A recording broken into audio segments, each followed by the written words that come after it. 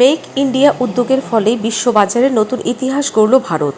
চলতি অর্থবর্ষের এপ্রিল থেকে আগস্টের মধ্যে মোবাইল ফোন রপ্তানি 1,00,000 কোটি টাকা ছাড়িয়েছে, যা গত বছরের তুলনায় প্রায় 55% বেশি। মূলত অ্যাপেলের contract manufacturer Tata Electronics, Foxconn ও পেগাট্রনের অবদানেই এই সাফল্য এসেছে।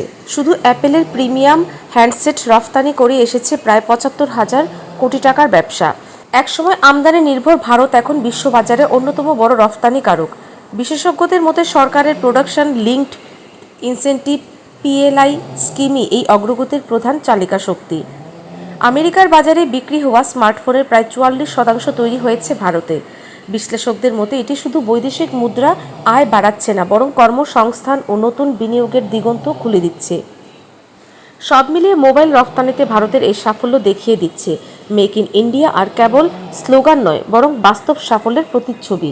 Bureau report, Riddhi network.